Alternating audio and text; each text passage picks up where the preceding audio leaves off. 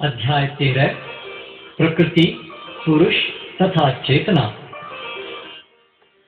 अर्जुनवाच प्रकृतिं पुरुषं चैव क्षेत्रं क्षेत्रज्ञमेव च एतद्वेदितुमिच्छामि ज्ञानं ज्ञेयं च केशव।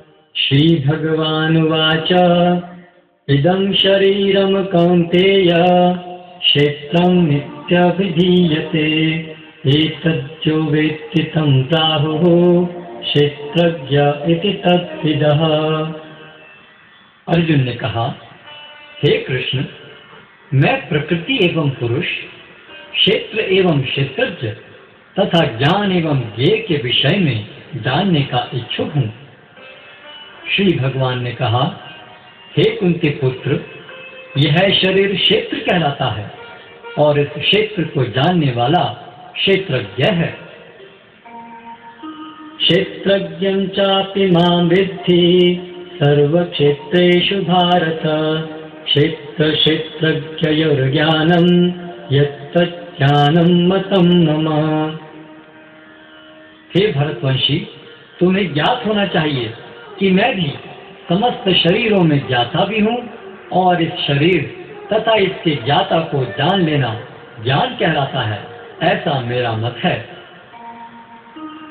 तत्क्षेत्रं यच्च यादृक् च यद्विकारी यतश्च यत् स च यो यत्प्रभावश्च तत्समासेन मे शृणु। अब तुम मुझसे यह सब संक्षेप में सुनो कि कर्म क्षेत्र क्या है, यह किस प्रकार बना है, इसमें क्या परिवर्तन होते हैं, यह कहाँ से उत्पन्न होता है, इस कर्म क्षेत्र को जानने वाला कौन है और उसके क्या प्रभाव हैं।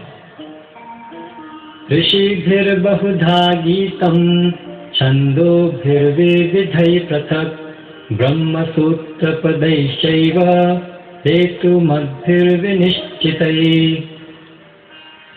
विभिन्न वैदिक ग्रंथों में विभिन्न ऋषियों ने कार्यकलापों के क्षेत्र तथा उन कार्यकलापों के ज्ञाता के ज्ञान का वर्णन किया है। इसे विशेष रूप से वेदांत सूत्र में कार्य कारण के समस्त तर्क समेत प्रस्तुत किया गया है। महाभूतान्यहंकारो बुद्धिरव्यक्तमेव च इंद्रियाणि दशैकं च पंचचेन्द्रियगोचराः इच्छा द्वेषः सुखं दुःखं संघातश्चेतना धृतिः एतद् क्षेत्रं समासेन सविकारम् उदाहृतम्। पंच महाभूत, अहंकार, बुद्धि, अव्यक्त, दसों इंद्रियां तथा मन, पांच इंद्रिय विषय, इच्छा, द्वेष, सुख, दुख, संघात, जीवन के लक्षण तथा धैर्य, इन सब को संक्षेप में कर्म का क्षेत्र तथा उसकी अंतःक्रियाएं कहा जाता है। अमानित्वम् अदम्भित्वम् अहिंसा क्षान्तिराजवम् आचार्योपासनं शौचं स्थैर्यम् आत्मविनिग्रहः इन्द्रियार्थेषु वैराग्यम् अनहंकार एव च जन्म मृत्युर्जरा व्याधि दुःख दोषानुदर्शनम् असक्तिरनभिष्वङ्गः पुत्रदारगृहादिषु नित्यं च समचित्तत्वम् इष्टानिष्टोपपत्तिषु मयि चानन्ययोगेन भक्तिरव्यभिचारिणी विविक्तदेशसेवित्वम् अरतिर्जन् संसदि अध्यात्मज्ञाननित्यत्वम् तत्त्वज्ञानात् दर्शनम् एतज्ज्ञानमिति प्रोक्तम् अज्ञानं यदतोऽन्यथा।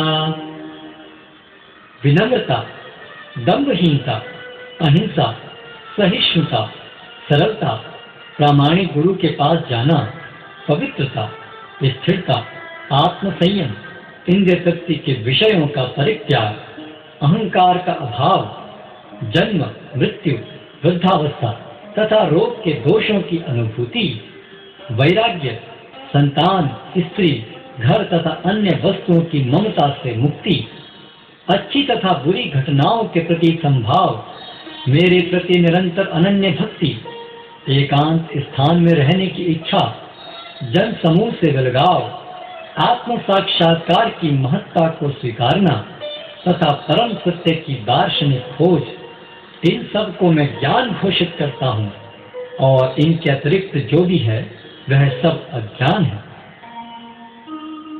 येयं यत्तत् प्रवक्ष्यामि यज्ञात्वामृतम् अश्नुते अनादिमत् परमं ब्रह्म न सत्तन्नासदुच्यते। अब मैं तुम्हें ज्ञेय के विषय में बतलाऊंगा जिसे जानकर तुम नित्य ब्रह्म का आस्वादन कर सकोगे। यह ब्रह्म या आत्मा जो अनादि है और मेरे अधीन है, इस भौतिक जगत के कार्य कारण से परे स्थित है। सर्वतः पाणिपादं तत् सर्वतोक्षिशिरोमुखं सर्वतः श्रुतिमल्लोके सर्वमावृत्य तिष्ठति। उनके हाथ, पांव, आंखें, सिर तथा मुंह तथा उनके कान सर्वत्र हैं। इस प्रकार परमात्मा सभी वस्तुओं में व्याप्त होकर अवस्थित है। सर्वेन्द्रिय गुणाभासं सर्वेन्द्रिय विवर्जितं असक्तं सर्वभृच्चैव निर्गुणं गुणभोक्तृ च। परमात्मा समस्त इंद्रियों के मूल स्रोत हैं, फिर भी वे इंद्रियों से रहित हैं। वे समस्त जीवों के पालन करता होकर भी अनासक्त हैं। वे प्रकृति के गुणों से परे हैं, फिर भी वे भौतिक प्रकृति के समस्त गुणों के स्वामी हैं। बहिरन्तश्च भूतानाम् अचरं चरमेव च सूक्ष्मत्वात् तद्विज्ञेयं दूरस्थं चान्तिके च तत्। परम सत्य जड़ तथा जंगम समस्त जीवों के बाहर तथा भीतर स्थित हैं। सूक्ष्म होने के कारण वे भौतिक इंद्रियों के द्वारा जानने या देखने से परे हैं। यद्यपि वे अत्यंत दूर रहते हैं, किंतु हम सबों के निकट भी हैं। अविभक्तं च भूतेषु विभक्तम् इव च स्थितं भूतभर्तृ तज्ज्ञेयं प्रतिष्णु प्रभविष्णु च।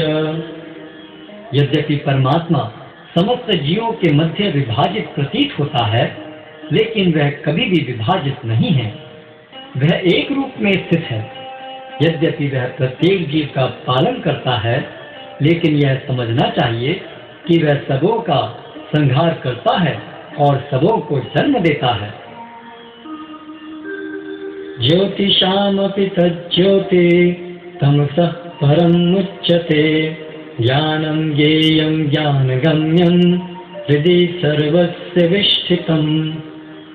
वे समस्त प्रकाशमान वस्तुओं के प्रकाश स्रोत हैं। वे भौतिक अंधकार से परे हैं और अगोचर हैं। वे ज्ञान हैं, ये हैं और ज्ञान के लक्ष्य हैं। वे सबके हृदय में स्थित हैं। इति क्षेत्रं तथा ज्ञानं येयं चोक्तं समासतः मद्भक्त एतद्विज्ञाय मद्भावायोपपद्यते। इस प्रकार मैंने कर्म क्षेत्र, शरीर, ज्ञान तथा ज्ञेय का संक्षेप में वर्णन किया है। इसे केवल मेरे भक्त ही पूरी तरह समझ सकते हैं।